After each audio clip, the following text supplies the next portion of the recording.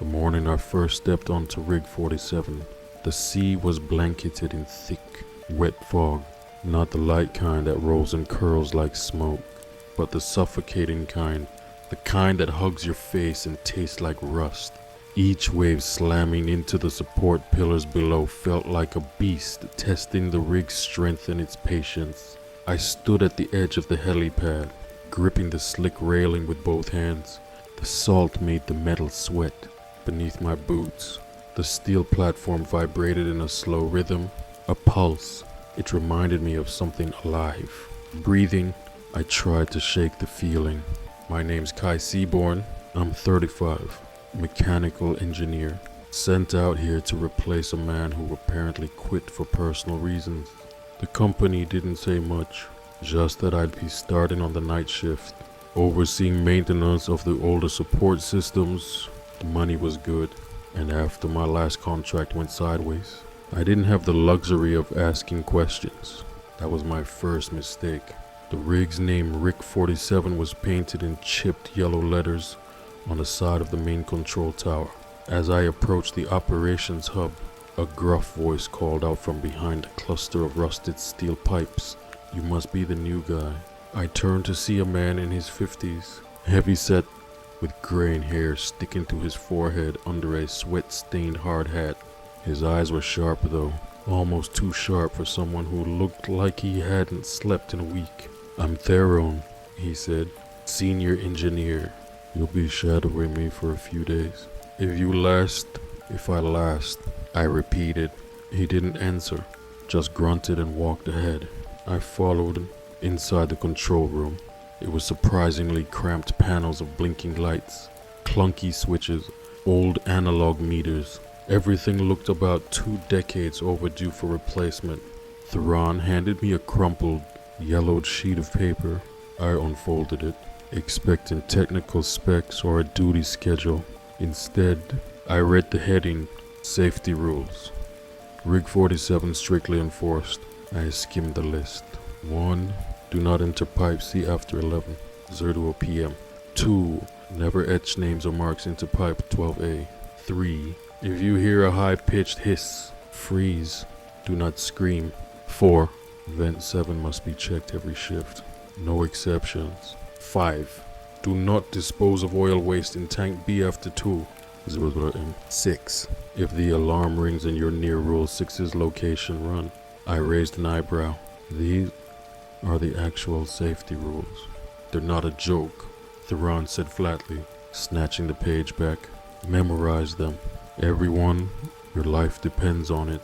I almost laughed. Come on, are we in some kind of offshore haunted house? He stared at me, face unreadable. You'll see, that evening, I tried to shake off the weirdness. It was just some offshore hazing thing, right? Keep the newbies scared and on their toes. Still, I couldn't help but notice how the others behaved. Tight-lipped, avoiding eye contact. A guy named Wren never spoke above a whisper. Another Marlowe twitched every time someone mentioned Pipe C, like they'd seen things. At 10:55 p.m., I was checking the intake valves with Marlowe. Everything looked fine, until I heard a faint tapping. 3 quick knocks. Clink, clink, clink. Did you hear that? I asked. Marlowe paled. No, just the pumps. That's all. He was lying. We both knew it. Then I heard it again. Closer. Clink, clink, clink. We both froze. The pipe to our left began to tremble slightly, like something was brushing against it or moving inside it. I think I should go log this. Marlowe mumbled and rushed off, left alone. I stared at the pipe, then slowly stepped back. I remembered Rule 3, the hiss. This wasn't a hiss. Not yet. Just knocking. Back in the locker room, I tried to dismiss it. Old pipes, wind, imagination. But as I was changing, the radio in the corner clicked on by itself, a faint static. Then, a voice, high-pitched, breathless, whispering. Rule 6, broken. Then silence. My heart was pounding so hard I felt it in my teeth. I yanked the radio's battery out and sat there, staring at the wall. This was not hazing. Something was wrong with the Rig 47. And I was starting to think it wasn't just the rig that had secrets, but the sea itself. By 2:00 a.m., I couldn't sleep. The bunk in my cabin creaked with every breath I took, the thin mattress barely masking the cold steel frame beneath. I stared at the ceiling, watching the faint light blink through the metal slats above me like some mechanical heartbeat. Somewhere far off, a low rumble echoed through the rig's bones. Not thunder, something deeper. I kept hearing that damn voice from the radio. Rule 6, broken. But I hadn't broken anything. Had I rolled onto my side, trying to convince myself it was some kind of prank.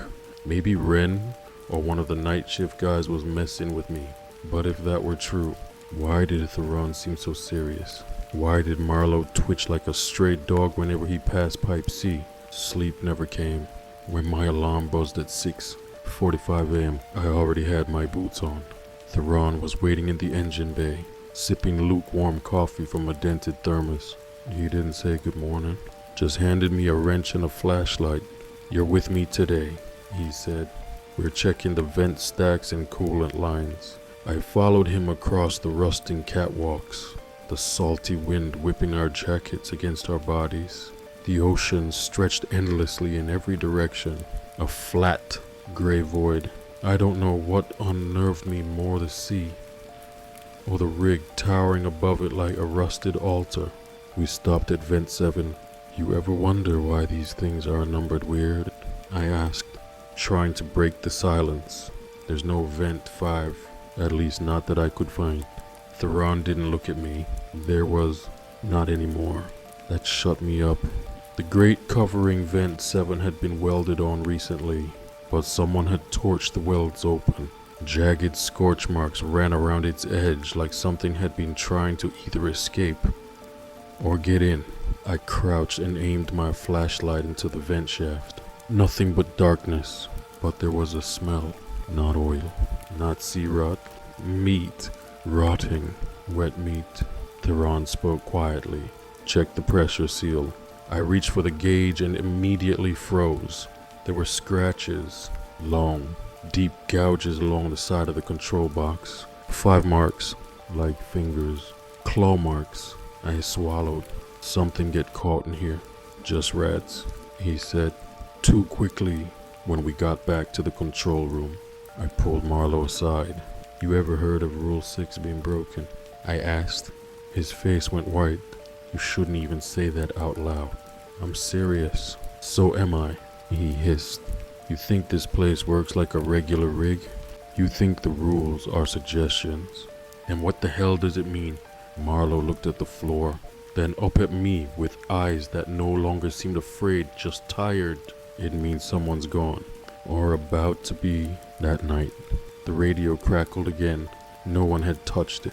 No one had even been in the room. This time, the voice was different, clearer. "Maylee, I shouldn't have gone into Pipe C. I know that now. Please, if anyone hears this, don't look at the walls. They move. They remember. They feed. God help me. I can still hear them." Then a piercing tone high, sharp, constant, forced me to tear the battery out a second time. My ears rang for minutes afterward. I stood there in the dark, holding the radio, my hands shaking. This wasn't a prank. It wasn't even a threat. It was a warning. The next day, I saw the first name scratched into Pipe 12A. It wasn't mine. It wasn't anyone I knew. But the letters were fresh. Luca, 25th. Theron caught me staring at it. "Don't touch it," he snapped. "Who's Luca?" He was one of us. Young kid. Same as you didn't believe in the rules. "Where is he now?" Theron didn't answer. He just walked away. I stared at the name again, and that's when I noticed something even worse. Beneath the fresh carving almost hidden in the rust was the same name. Same style. Same year. Luca. What do you mean? But it looked older, weathered, like it had been etched decades ago. Like it had always been there. Like it was waiting for him to come. At first, I thought it was a coincidence. 2 identical names, same year. Maybe someone messed around. Maybe it was just some kind of old maintenance log tricky, but something about the depth of those carvings, the rust line in the grooves, the way the second Luca 2025 seemed older than the pipe itself. No, this wasn't a coincidence. This was a message. That night, the fog rolled in early, not from the sea from below. It seeped up through the grates, clinging to our boots, curling along the corridors like steam, except it was cold. Cold like something forgotten by the sun. I found myself wandering, drawn back to pipe 12A. The corridor was empty, lights flickering, like they were trying to warn me. A low hum came from the walls, like a whale song but deeper, slower, sadder. I kneeled in front of the carving again. I reached out, fingertip barely brushing the groove. The pipe was warm, no, hot, like it had a pulse. Then, from somewhere behind me, clink, clink, clink. I spun around. Nothing, just the corridor stretching into fog. Then the laughter started, low at first, like a child's giggle caught in a pipe, then louder, closer. It bounced off the metal walls, impossible to place. I backed away from the pipe, heart hammering. The fog was thicker now. I could barely see 2 feet ahead. I turned to run, and ran straight into Ren. He didn't react, didn't flinch, just stood there, eyes wide and glassy, breathing shallow. Jesus, man, you scared the hell out of me, I said, catching my breath. Ren didn't respond. His lips moved, but no sound came out. What? He tried again. A whisper, this time so quiet I had to lean in. Rule 6. I froze. It's awake again. Later that night, back in the control room, Theron looked worse than ever. He hadn't shaved. His eyes were red, not from fatigue, from fear. You saw something, he said. It wasn't a question. I nodded slowly. The names on the pipe, the fog, the voice on the radio. Ren, he said, Rule 6 is awake again. Theron rubbed his face with both hands. You know why I stayed here this long? I shook my head, because if I left, I'd never know if it followed me. There's no safety once you've heard it, once you've seen it. Seen what? He didn't answer. Instead, he walked to the corner of the room and pulled a file from behind a loose panel in the wall. Inside was a photograph, worn and curling at the edges, black and white. It showed the rig. Rig 47 but older, maybe from the 1980s. A group of workers stood on the deck, smiling for the camera. Their names were scribbled on the back. Mike, Yo, Luca, Udo, Theron, and one name scratched out so violently it tore the paper. Luca was here before. Theron nodded. They come back, or something like them does, after Rule 6 is broken. They don't stay gone, they wear your face, speak with your voice, but they're not you anymore. He leaned in close, and whatever they become, it wants more. That was when the alarm sounded, a deep, blaring tone that shook the rig. Red lights flashed across every panel, the kind of alarm that signaled more than a mechanical fault. It meant something had gotten out. Ren burst into the room, drenched in sweat. It's in the lower ducting. I saw it. I swear to God I saw it. It's crawling the pipes like it owns the place. What did you see? I demanded. He opened his mouth, then closed it, shaking. I don't know. It had Marlowe's face, but it wasn't him. Not anymore. We grabbed tools, flashlights, radios, anything we could use. We weren't going to just sit there. We went down into the lower levels, where the walls sweat, where the echo plays tricks on your ears. And that's where we found the first shell. It wasn't a body, not quite. It was a jumpsuit, laid out carefully on the floor, as if someone had peeled it off in one piece. Boots still laced, badge still clipped to the chest, but there was nothing inside. No bones, no blood, just empty fabric. Marlowe's name was stitched across the front. I didn't scream. I didn't have time to, because the metal door at the end of the hallway started to buckle. It groaned under pressure, bent inward, like something enormous, something angry, was pressing from the other side. The metal door kept groaning. It bowed inward with a slow, rhythmic pressure push, release, push, again like something behind it was breathing, learning the rig's weaknesses. I took a step back. Ren didn't move. "Back up," I whispered. He didn't hear me, or wouldn't. His eyes were glued to the door, wide, dilated, terrified. "Ucho," I said louder, reaching for his arm. "Back up now." Bang! The door jerked inward a full 2 inches, its hinges screaming. That snapped him out of it. We turned and ran. The hallway behind us felt longer now, like it had stretched. Or maybe the panic just made it seem that way. Our boots rang on the grated floor as we passed rusted pipes and warning signs, half of them flaking or unreadable. I don't remember how long we ran. Just the pounding of my pulse and the sound of something wet dragging along the corridor behind us. By the time we reached the main control floor, Theron was already flipping through the emergency protocols, fingers trembling. "What was it?" he demanded. Something with Marlowe's face. Hito gasped. "It was wearing him like a costume," I added, "and it knew we were there. It was watching." Theron cursed under his breath and pulled out the old rule sheet, not the printed one laminated in the control room. The original copy, handwritten and stained. He pointed to Rule 6. "If the alarm sounds and you are near Rule 6's location, run." "Did anyone violate it?" he asked, eyes locking onto mine. I hesitated. We didn't go anywhere near, but Ren spoke over me. I opened the radio line when the alarm sounded. Theron went white. "You did what?" "I thought someone might need help." "You triggered it," Theron hissed. "You opened the door." That night, no one slept. The rig was too quiet. Even the waves seemed to hold their breath. At 1:12 a.m., I heard knocking again. 3 sharp taps on the floor beneath my bunk.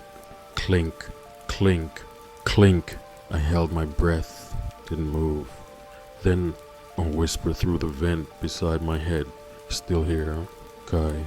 My blood froze. That voice, I knew that voice. It was my father's. I hadn't seen my dad in almost 15 years. The last time we spoke, he was drunk and angry. I was 17. Packed my bag and left without a word. He died a few years later in a factory accident back in Louisiana. But that voice, it was his. Gravelly, southern edge. Said, "Shouldn't have left. You remember the belt, boy. You earned it." I clamped my hands over my ears, squeezed my eyes shut, and repeated over and over, "It's not him. It's not him. It's not him." Eventually, it stopped. The next morning, Ren was gone. No one said anything. His nameplate had already been removed from the door of his cabin. His belongings packed into a box and left outside the radio room. And just like Marlowe before him, a fresh carving had appeared on pipe 12A. Ren 2024. The older rusted version was already there beneath it. Same spot, same style. My stomach turned. They didn't just die here, they were claimed. By noon, the sky above us turned black. Not cloudy black, the kind of sky you see in satellite photos of superstorms, the kind that blots out the sun completely. The crew moved in hushed silence, afraid to even glance at the ocean below, because something was rising. Theron and I met in the engine room. He carried a bolt cutter in one hand and a flask in the other. "I found something," he said. "You need to see it." We went deep lower than I had ever been, past the compressor levels, past the storm buffers, into a corridor that wasn't even on the rig's schematics. The walls were wet, not from sea spray, from condensation, like the rig itself was sweating. He pulled out a key I hadn't seen before and unlocked a rusted hatch. Inside, darkness. We entered a cramped room lined with shelves of old VHS tapes, handwritten logs, notebooks wrapped in plastic. Theron handed me a binder labeled simply, "Rig 47 Prior Events." I flipped it open. Photos, reports, deaths. One page caught my attention. 1993, Incident 47, Pipe 12A carved with the name Luca. Subsequent disappearance followed. No body recovered. Fog manifestation observed. Voices reported through radio equipment. Rule violations confirmed. Another entry. Dated 2001. Incident Shahoch. Subject. Renwai. Open radio line during Rule 6 alert. Entity manifested as deceased parent. Subject vanished. Sighting of humanoid shape crawling from vent shaft logged by 2 survivors. I looked up. This has happened before. Theron nodded. And it'll happen again, unless someone stops it. That night, I dreamed of the sea, except it wasn't water anymore. It was flesh, pale, bloated, stretching in every direction. The rig floated atop it like a scab, and below thousands of mouths, some human, some not, opening and whispering in perfect unison. Rule, sex. I woke up screaming. The next morning, I didn't get out of bed right away. I lay there, staring at the ceiling fan wobbling above me, listening for sounds I couldn't name. Breathing, maybe, or humming, or worse, silence. On Rig 47, silence didn't mean peace. It meant something was watching. Eventually, I got up and walked the corridors, trying to act normal, trying to feel like I was still in control of something. But the truth was, the rig had changed. The air was heavier. The shadows moved just a bit too long after the light did. Everyone avoided me, even Theron. I found him in the backup generator bay, staring at a leaking coolant pipe with a blank look. "You okay?" I asked. He didn't answer right away. When he did, his voice sounded like sandpaper. "Do you know why Rule 4 exists?" I shook my head. "Rule 4. Every shift must check Vent 7, because if we don't," he said, "it gets backed up. Not with gas. With them." Them. He looked at me like I'd just asked if the sky was blue. "Listen carefully. Kai, these rules weren't made for safety. They were made to contain. This place, it's sitting on top of something ancient, something buried, and every so often it wants to be remembered." I swallowed hard. "What's in Vent 7? "Nothing," he said. Then after a pause, "Yet, at 3:13 p.m., the radio crackled again. This time, the voice was not human. It clicked, gurgled, spoke in fractured syllables, like a corrupted recording trying to imitate language. 6, Kai, open, come closer, Klai." I yanked the plug out before it could finish.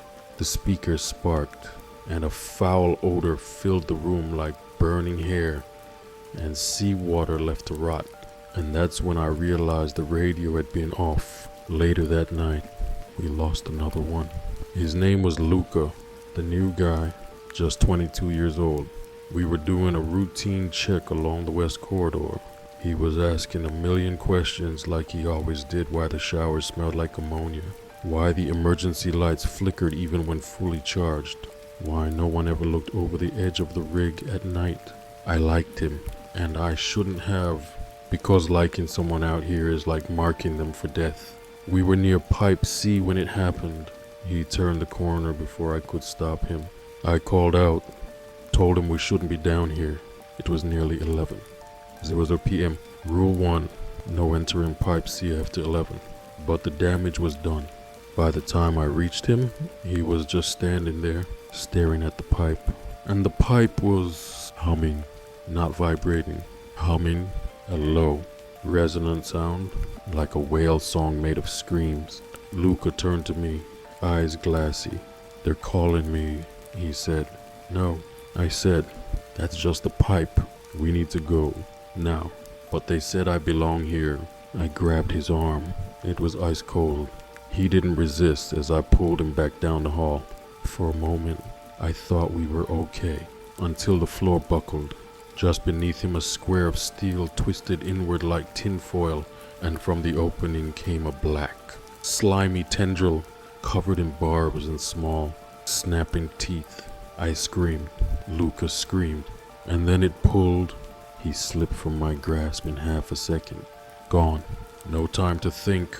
I grabbed the fire extinguisher from the wall, jammed it into the opening, and pulled the lever. The foam blasted out, freezing the air and splashing back in clumps. The tentacle hissed and withdrew back into the dark. I slammed the emergency seal over the opening and locked it down. My hands wouldn't stop shaking. We called a lockdown. Everyone gathered in the canteen. Theron stood silent while I told them what happened. Some of the older workers nodded, grim-faced. No one cried. Not even when we found Luca's jumpsuit later folded neatly on his bunk. And that night, the carving appeared. I knew it would. Luca the scene, already rusted, already old. Theron found me on the deck after midnight. I was staring at the water, trying to see if there was anything below the surface. He handed me a cigarette. I don't smoke, but I lit it anyway. You know what the worst part is, he said. What? They don't just take you. They rewrite you, replace you, turn you into something useful to whatever's under us. He looked down at the waves, and sometimes they send you back. It was quiet the next day. Too quiet. We used to joke about days like that on land calm before the storm stuff. But on Rig 47, silence didn't feel like peace. It felt like a threat. Theron stayed locked in the control room for most of the morning, flipping through old logs and muttering to himself. I caught a glimpse of one of the files. It had a photo stapled to it, a man with half his face missing, but somehow still smiling. I didn't ask. I didn't want the answer.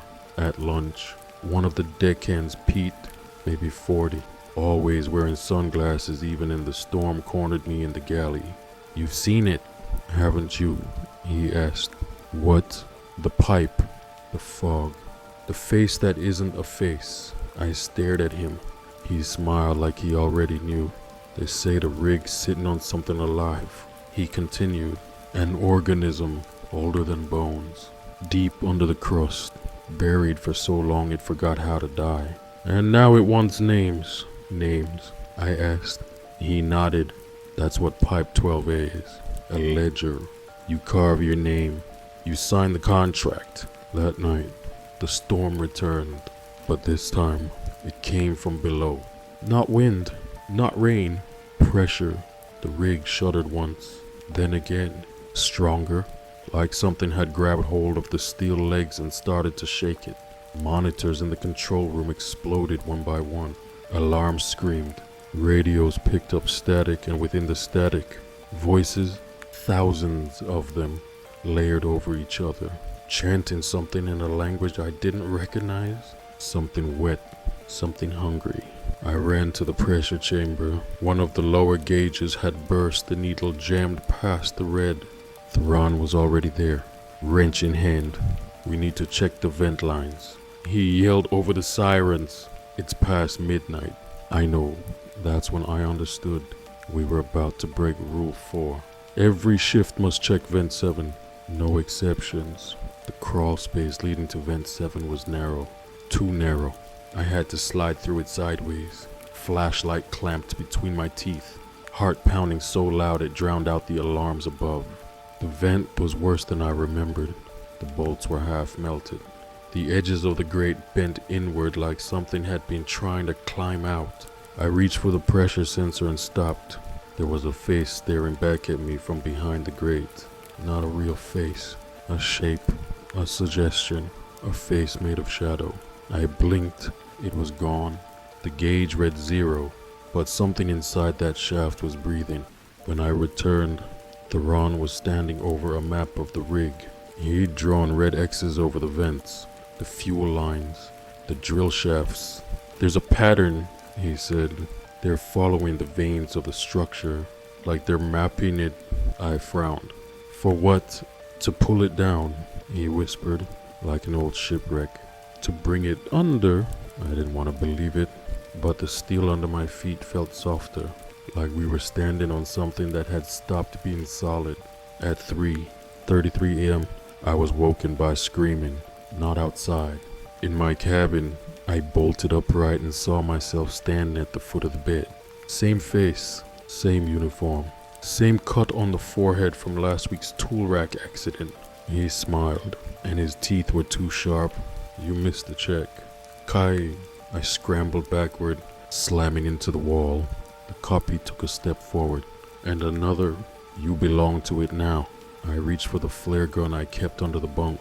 Pulled the trigger. Blam. Light exploded across the room. The figure shrieked and burst apart, not into blood, but a thick, black mist that evaporated into the air. I sat there for 10 minutes, shaking, until the emergency lights flickered on again. In the morning, my door was wide open, and my name, Kai Seaborn, was etched into pipe 12A. Old, rusty, like it had been there since the beginning. I didn't tell anyone about the flare gun incident. What would I say?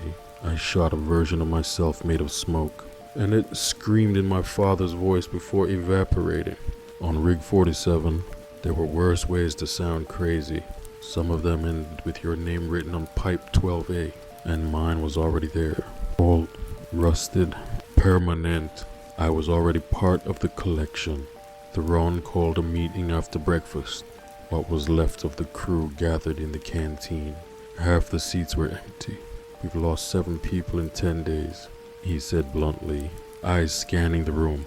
You all know why, and it's not because of accidents. No one argued, not anymore. We're dealing with something old, something that was buried under the seabed long before we put this rig here. Maybe we woke it up when we drilled into the wrong fault. Maybe we just found the wrong place at the wrong time. He paused, then looked at me. Kai saw it last night. I tensed. My knuckles went white on the edge of the table. It's copying us now, using our faces. If you see something that looks like someone you know but feels wrong, don't speak to it. Don't follow it. Don't touch it. That's how it gets in. Someone scoffed in the back. A younger worker, Diego. I think you want us to fight ghosts now. Theron didn't blink. No, I want you to follow the rules, or you'll end up like Luca. Silence. Diego sat back down. That night, I found a journal under my bunk. I hadn't put it there. The cover was water-stained leather, and the pages inside were warped with salt. But the ink was still legible. It wasn't signed. But the first page read, "They aren't just under the sea. They're under us, inside us. The rules aren't protection. They're chains, and we're running out of links." I kept reading. Page after page of accounts, strange sightings, fog events, multiple Luca appearances stretching back decades. Some were typed, some handwritten, some scratched into the paper as if with fingernails. One page stood out. Rule 3 was broken on March 19th, 1991. 5 men died, but only 3 bodies were found. The last 2 came back up with smiles stitched across their faces. Literally. Stitching made from fishing line. One of them still tried to talk. Tried to say it wasn't his fault. It wasn't. I closed the journal, breathing hard. There was no author name, but on the last page was a single word, written in a childlike scrawl. Kai. I didn't sleep. Around 1:30 a.m. I heard it again, that rattle and hiss. Faint, like wind sliding through a grate. Rule 3. If you hear a high-pitched hiss, freeze. Do not scream. I was halfway to the engine room, checking gauges. The hiss came from behind me. It wasn't loud, but it pierced through my skull like a needle of sound, vibrating against my molars. I froze, didn't even breathe. The hallway lights dimmed, flickered. I saw movement in the corner of my vision, something long and pale slithering along the ceiling. It moved like a centipede or a spine, but it had fingers. Human fingers, dozens of them. They crawled like legs, pulling the pale mass forward. Slow and patient, I stared at the wall. I didn't blink. I didn't speak. The hiss grew louder, circling me, closing in. Then nothing. When the lights came back, the hallway was empty, except for one thing. A note, taped to the wall. Good job, Kai. You followed the rule. Not all of them do. I ran straight back to the control room, slamming the door behind me. Theron was waiting there, He looked like he hadn't moved in hours. "They're testing you," he said without turning. "They always test the ones who try to resist." I dropped the journal on the table. This was in my cabin. It had my name in it. My name in handwriting I don't remember writing. Theron finally looked at me. "That's not the first time you've been here." I blinked. "What it?" He pointed at the wall. Pinned there was a photo I hadn't noticed before. A team photo. 10 men in orange jumpsuits standing on the platform of Rig 47, smiling, arms around each other. My knees buckled because I was in it, standing between two men I didn't recognize. Same face, same scar on my cheek, but the date in the corner, 1997. I sat there for almost an hour, just staring at the photo. It was real, not photoshopped, not some prank. My face, my body, my name tag, cool. Seaborn printed in the same patch font I wore now, but the date said 1997. That would have made me 7 years old. Impossible. I ran a finger across the surface. The picture had yellowed around the corners. The ink had bled into the paper. I flipped it over, faint writing in thick pen. Crew rotation 47B. 3 survivors, 1 replacement. I turned to Theron. "What is this?" He didn't answer. Was I here before? Did something happen? Still. Silence. "You knew," I said, voice rising. "You knew this wasn't my first rotation, didn't you?" He sighed. "We don't remember our first time. Not completely. That's part of it. Part of how it keeps the cycle going. You think you're new here, but really, you're just back." I stepped away. The room swam in front of me. "You're saying I've done this before? That I've been trapped here? How many times? Enough to have your name rusted into a pipe that predates the rig," he said. "That's how many." After that, I started noticing other things. Little gaps. Moments I couldn't explain. Why I always knew which way to turn at every junction. Why the layout of the lower decks made sense even before I read the maps. Why my nightmares felt less like dreams and more like memories. And worse, why sometimes, just for a second, I'd see someone walking ahead of me. And it was me. That evening, we lost another one. Pete, the man with the sunglasses. We found his boots outside the compressor chamber, side by side, as if he'd stepped out of them. The skin inside was burned, like he'd evaporated, leaving only fragments, teeth, belt buckle, the melted edge of a pair of glasses. The walls were coated with a thin layer of gray slime, still steaming. On the nearby wall, scratched deep into the paneling with what looked like a wrench, he looked at the walls, and just below that, replacement located. We sealed the chamber, duct taped it, bolted it shut, but we all knew it wouldn't matter. Theron finally cracked that night. He sat down on the floor of the canteen and just talked like he was confessing to a priest. "I broke Rule 2, he whispered. "Back in 87, I was drunk. Thought it was funny. Rule 2, never mark pipe 12A. I carved my initials T.D. into the metal. It vanished by morning, but my brother was gone." I blinked. "Your brother worked here?" He nodded. 2 years older. Best engineer I ever knew. They didn't find a body, just a jumpsuit, hung from the antenna tower. I wanted to say something. I didn't, because I'd seen the tower. I remembered something hanging from it too. Not recently, in a dream, or a memory, or both. Later that night, I walked alone. I don't know why. Maybe I wanted to feel like I still had control over something. I ended up near the east railing, the edge of the world. The sea below was pitch black, moonless, motionless, until it wasn't. Something moved beneath the surface, a shape, vast. It didn't rise, it turned beneath the waves. A presence so large it shifted the current without breaking it, like a continent changing sides in its sleep. And in that moment, I heard a voice in my head, not through my ears. "You are not the first. You will not be the last. You are the shape we wear." My knees buckled. I clutched the railing and screamed, but no one heard. Or maybe no one dared to answer. When I got back to my bunk, a gift was waiting for me. Not a threat, not a warning. A photo, black and white, torn. A young boy, maybe 7, standing on the rig platform, holding a small wrench and smiling. His eyes were mine. On the back, one word, welcome home. I didn't sleep. I couldn't. Every time I closed my eyes, I saw the boy, the one in the photo, smiling at me from the rig platform like he knew something I didn't. Like he'd been waiting for me to remember.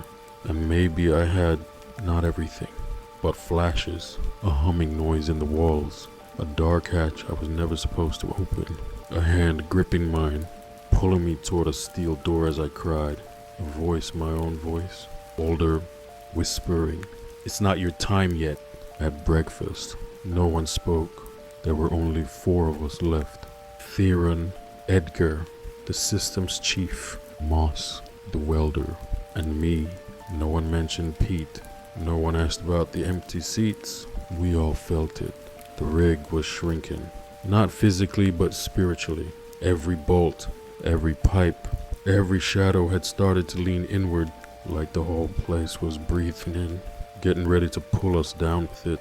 That's when the lights went out. Total blackout. No warning. No flickering. Just instant, suffocating darkness.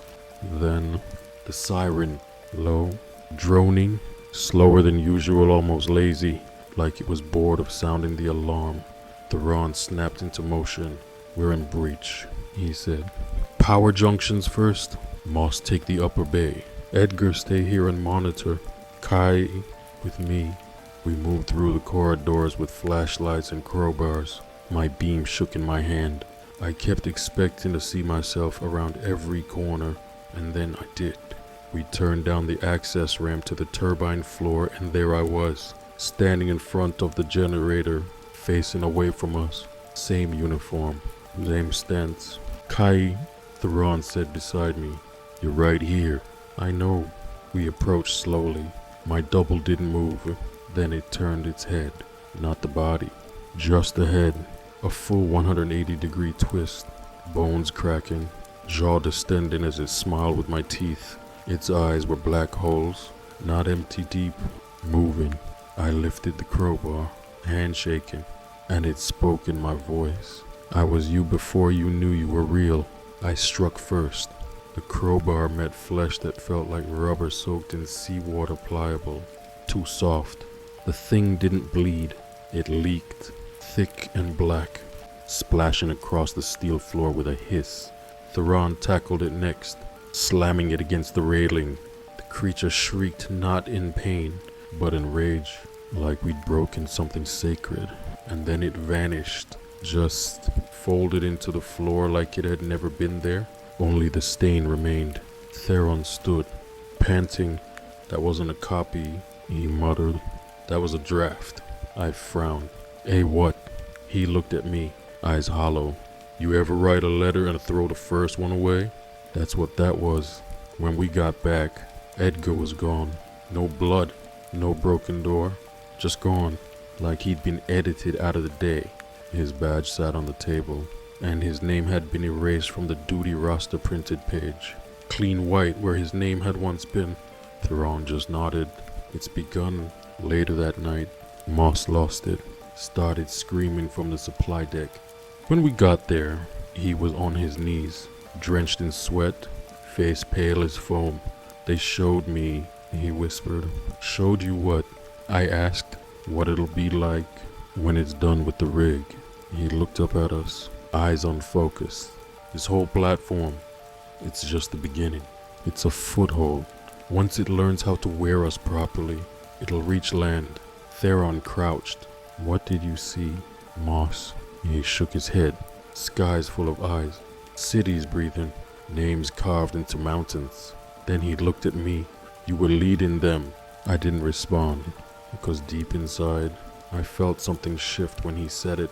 Not fear, recognition. Later, I went back to pipe 12A. I needed to see it again. Needed to feel if it was really mine. The hall was quiet. Still, my boots echoed off the steel. When I reached the pipe, I stopped breathing.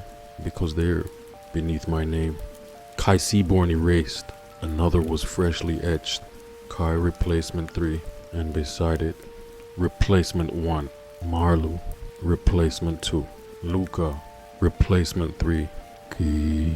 The pipe was no longer a warning, it was a schedule, and I had just been promoted after seeing my name on the pipe again, not as a warning, but as part of a system. Something inside me cracked, not broke, not snapped, just shifted like a tooth loosening in the gum. I wasn't afraid, not exactly. It was worse. I was starting to understand. I stayed in the corridor for a long time, just me and the pipe. I stared at those names, Marlo, Luca, Kai. The replacements. Replacements for who? What happened to the originals? And then I realized the names weren't for tracking. They were for binding, like tags on a file or labels on storage jars. When I returned to the control room, Theron was there, flipping through a stack of old reports. Moss hadn't spoken since his breakdown. He just sat in the corner, head in hands, rocking slowly. "They're building something," Theron said, not looking at me. "Something that mimics a crew, one worker at a time." I nodded. "The replacements." He finally met my eyes. "You figured it out?" "No," I said quietly. I remembered it. He didn't speak. "Because what do you say to someone who's been replaced by themselves?" We ran a systems check later that afternoon. What was left of one. Half the control panels were dead. Oil pressure gauges frozen. Alarms muted. The rig was dying. Not just rusting. Not just collapsing. Dying. Its heartbeat was slowing. And something underneath was getting ready to move. We made a decision. If we couldn't stop it, we'd bury it again. Theron called it Protocol R7, a total shutdown. We'd rig the core supports with high-pressure thermite, collapse the drill columns, let the ocean do the rest. He opened a locked cabinet with a key I didn't know he had. Inside were 2 cases, military grade. "Backups," he said simply. "They were always a part of the plan, in case containment failed." I asked the obvious question, "What happens to us?" He stared at the case. "We don't get out." That night, Moss disappeared. No sound, no signs, just his boots, same as the others, and on the wall, this time written in blood, "Replacement 4 located." I checked pipe 12A the next morning. Sure enough, the name was there, Moss Replacement 4. My name had been pushed down to Replacement 3. The schedule was still updating. We had 48 hours before the ocean currents would shift and make the detonation impossible. The rig was already unstable every few hours. A new vibration would ripple through the structure, as if something was shifting beneath it. Like the rig was no longer resting on rock, but something softer, alive. We placed the charges first. 1 under the main derrick, 2 more along the outer legs, a final one beneath the central drill pipe.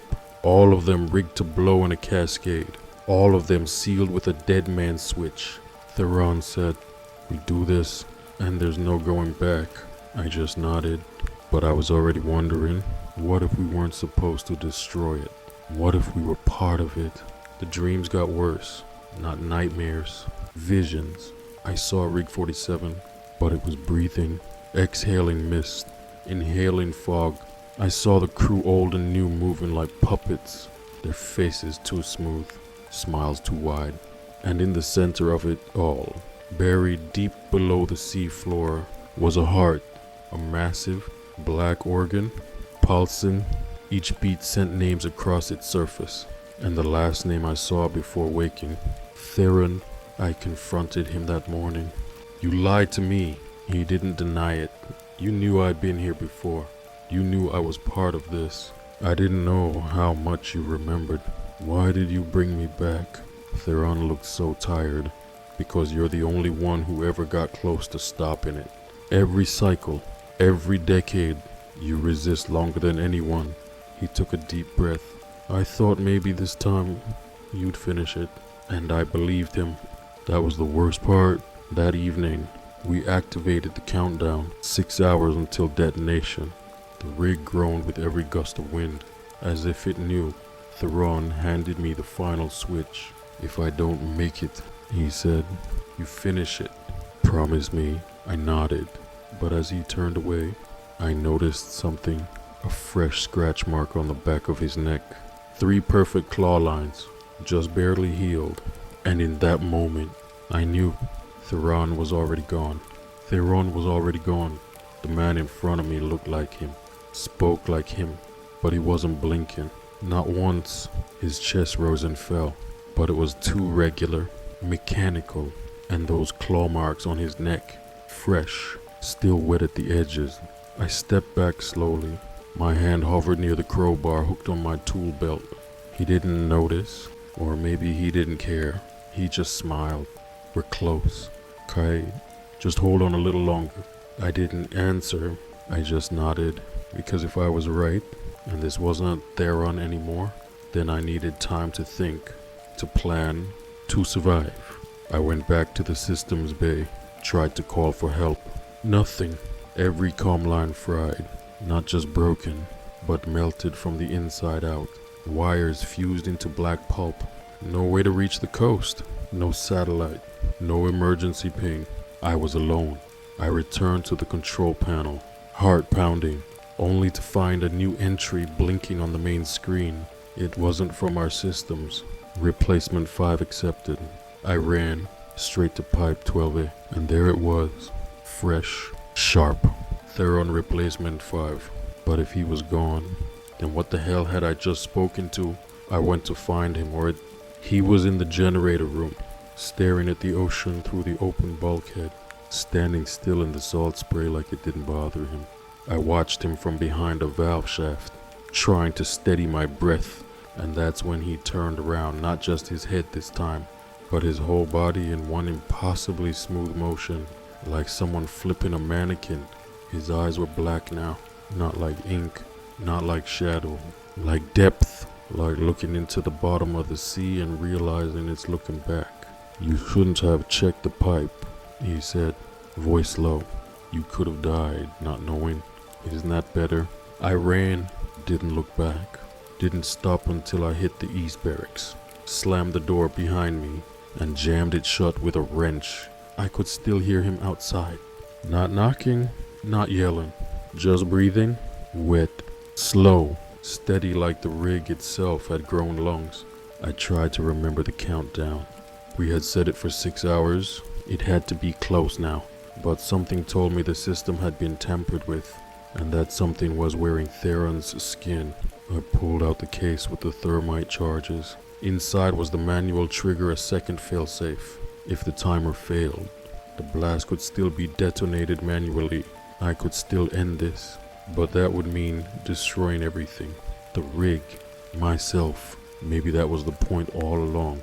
That night, I went to the deepest level of the rig, level H, below the waterline. A place no one ever went unless absolutely necessary. A place where the steel groaned like bones. At the very end of the corridor, past the sealed flood hatches and rusted tanks, was a final hatch round. Iron, ancient. It didn't belong to Rig 47. It was older.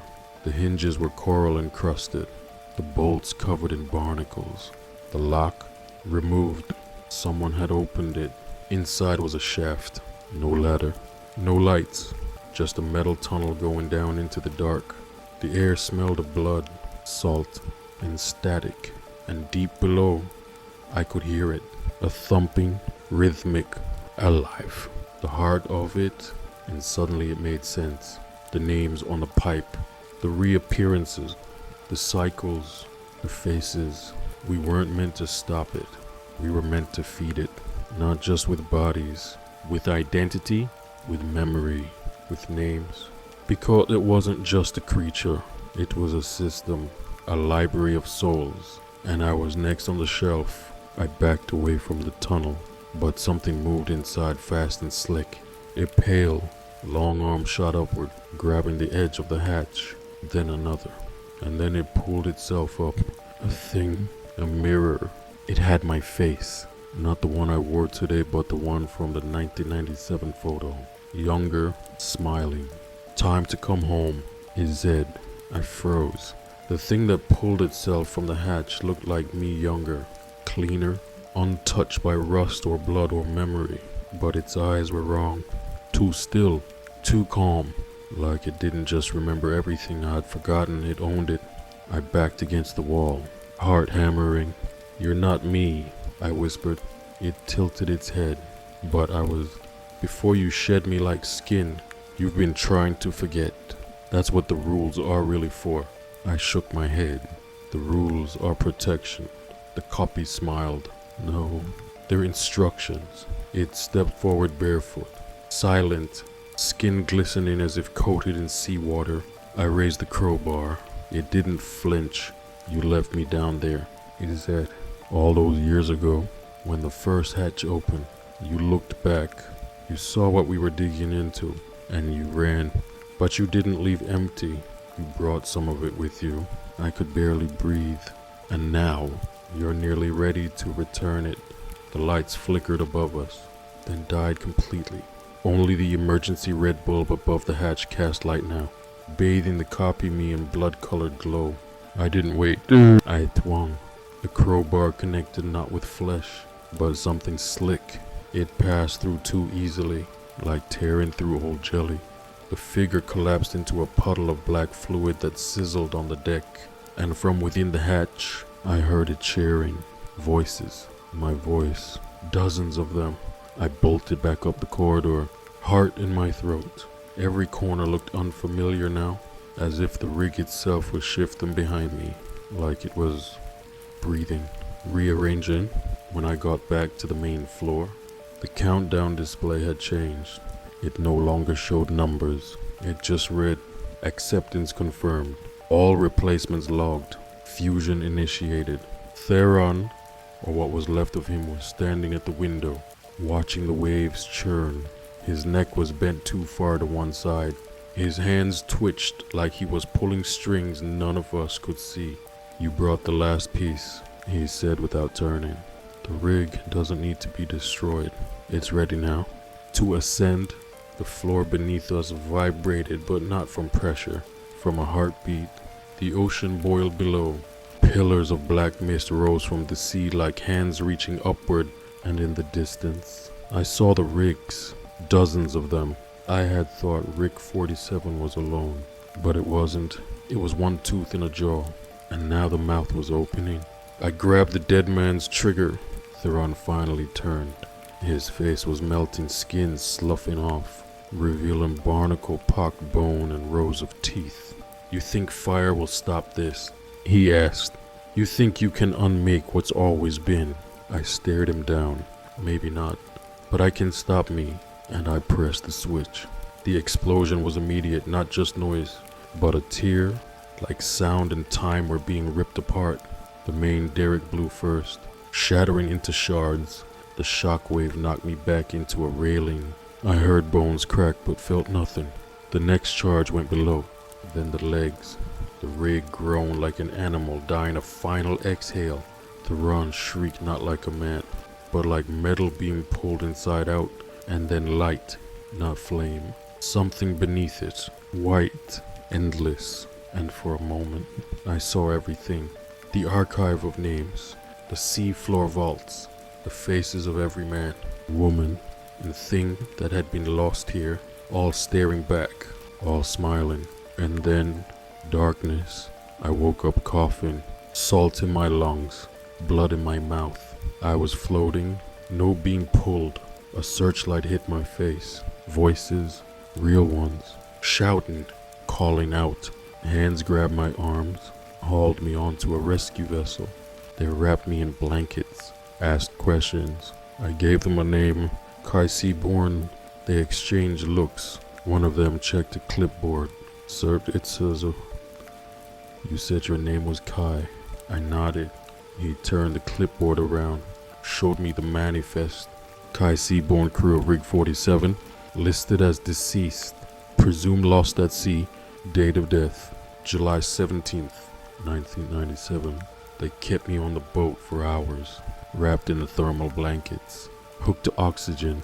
I must have drifted in and out of consciousness a dozen times, but every time I opened my eyes, The same question hung in the air like a curse. Are you sure your name is Kai Seaborn? I said yes, over and over, but their eyes kept saying no. They docked me at a private marine station on the mainland, not a hospital, not a Coast Guard base. This place was isolated, rusted fences, towers with no flags, and doors that locked from the outside. The men who ran it didn't wear uniforms, no name tags, no insignias, just black windbreakers and dead expressions. They called themselves observers. They took my blood, my prints, my memories. Literally, one of them, a pale man with foggy glasses, sat me down in a white room and said, "Tell us what you remember from 1997. I stared at him. I was 7. He didn't blink, just replied flatly, "Not on the rig." They showed me footage, surveillance, flickering black and white film from a lost archive. In one clip, I stood on the deck of Rig 47, laughing, holding a wrench, grease on my face. Another clip, I was climbing into the hatch on level H, smiling. And another, I was not smiling. My mouth hung open, my eyes rolled back, and something else was speaking through me, in a voice like a radio static, and drowning children. I pushed the footage away. I don't remember this. The man adjusted his glasses. That's the point. They asked about the rules. I recited all 6 without hesitation. That made them pause. Interesting. One muttered. The woman beside him scribbled something in a notebook. Subject retained memory structure. That's new. They let me sleep. Monitored, of course. Wires taped to my chest. Cameras in every corner. I had one dream. Not of the rig. Not of the sea. Of a black hallway. Smooth. Seamless. Stretching forever. On every wall. Pipes. And on every pipe. Names. Not just the ones I knew. Luca. Marlowe. Theron. But hundreds. Thousands. Each etched in metal. Some in Latin. Some in languages I didn't recognize. Some in my handwriting. I woke up gasping. The monitors beeped wildly. 3 men rushed in. I sat upright and yelled, "Where is the rig?" They just looked at each other. Finally, one said, "There's no record of Rig 47 ever existing." They released me 4 days later, said I was free to go. I wasn't allowed to contact family, didn't have a phone, didn't have a wallet, didn't even have fingerprints anymore. They'd been erased, the skin smoothed over like melted wax. They gave me a name, a new one, Eric Dalton, a place to stay. An apartment in a nameless city. No job, no history, no questions. I took it, because deep down, I knew what was coming. 3 weeks passed, no fog, no dreams, until last night. I woke up to knocking, 3 taps, clink, clink, clink. I sat up, heart racing, not at my door, under my bed. I leaned down, and there, in the darkness, I saw a shape pressed against the floorboards. A face, my face, smiling. I grabbed the nearest object, a lamp, and smashed the floor open. But the boards were solid. No crawl space, no basement, no hole. Just the echo of those 3 knocks now sounding from the walls. I ran to the bathroom, splashed cold water on my face, looked in the mirror, and for 1 second, just one, my reflection looked back at me and winked. I checked the wall behind the bed this morning, found a pipe covered in dust and drywall, etched on it, clear as day, replacement 6 confirmed. I didn't leave the apartment all day, not after seeing the name on the pipe, not after the mirror winked, not after the knocks which returned every hour. On the hour, 3 sharp raps, always from a different place. The walls, the ceiling, once right beneath my pillow. This wasn't sleep paralysis, it wasn't psychosis, it was a recall, and I knew what came next. I tore through the apartment looking for anything, documents, IDs, a lease.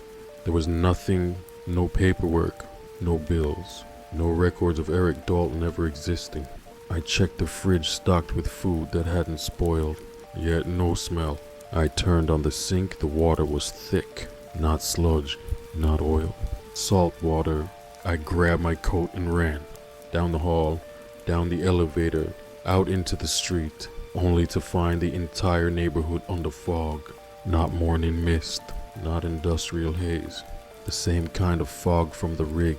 Wet, heavy, electric. It clung to my face and whispered in my ear as I walked. I couldn't understand the words, but I recognized the cadence, the rules. I reached the bus stop and sat, tried to steady my breath. An older man sat down beside me. He was hunched, wrapped in a canvas jacket stained with seawater. His skin had the cracked, white look of someone who had been submerged too long. He didn't look at me. He just said, "You're bleeding through."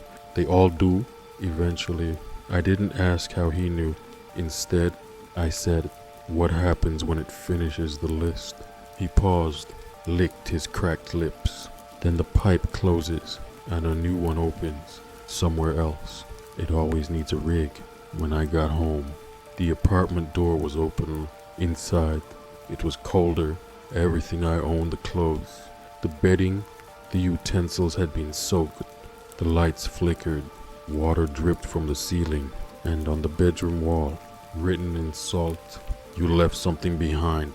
I didn't sleep.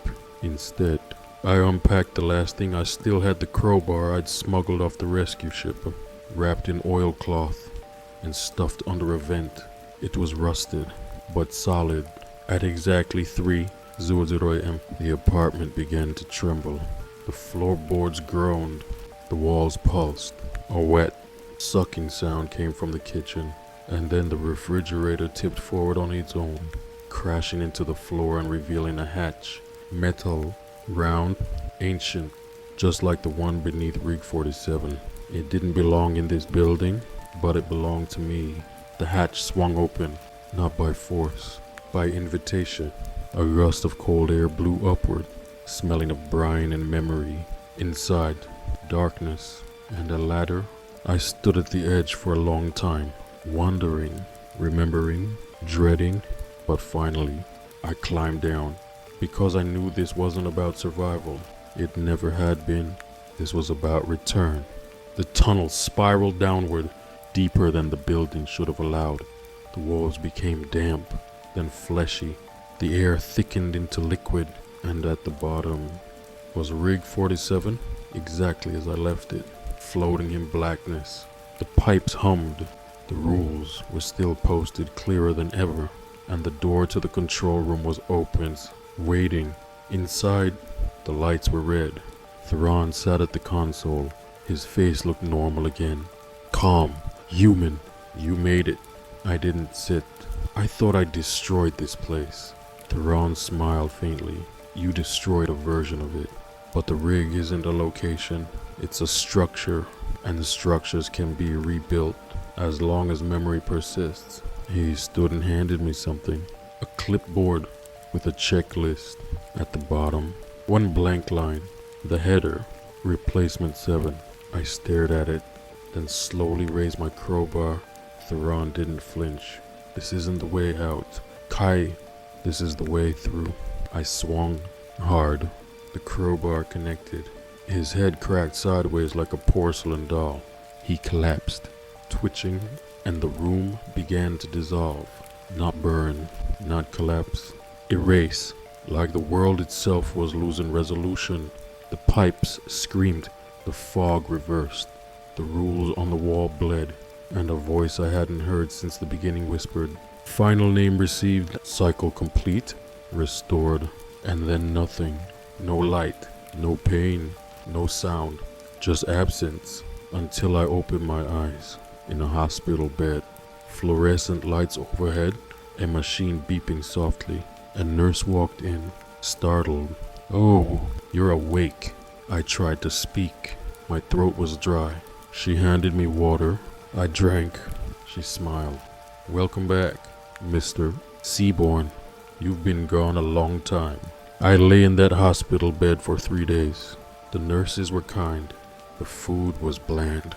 The beeping machines reassured me I was alive physically, at least.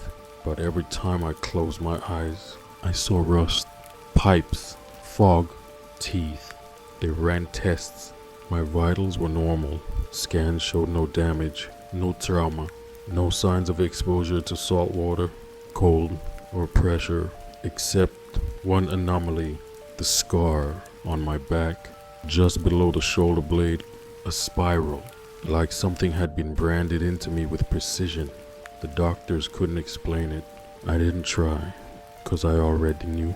That was the seal, the signature, the last stamp before a name gets archived. I asked for a phone. They gave me one. I searched for Rig 47. No records. I searched for Theron.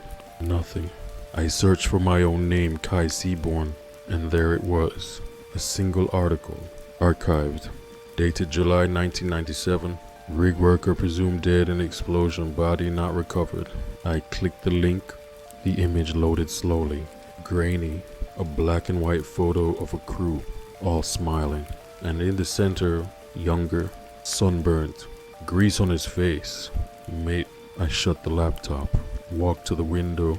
It was early morning. The sky was soft and pink.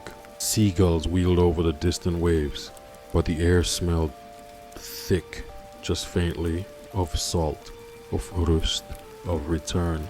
And nurse knocked gently, visitor for you. Mr. Seaborn, I frowned. I didn't tell anyone I was here. She smiled. He said you'd know him. I tensed as the door opened, and in walked a boy, maybe 7. Dark hair, wide eyes, familiar. He looked up at me, smiled. Time to go back. Kai, I tried to move. Couldn't. My limbs were heavy. Not restrained, just disconnected. Like I was watching someone else sit there in my body. The boy walked to the edge of the bed. His footsteps made no sound. He held out a small object, a clipboard. On it, Cycle 14, Replacement 7, Kai Seaborn archived. I opened my mouth to scream. He put a finger to his lips. Shh! There's another rig now, and it's waiting for its crew.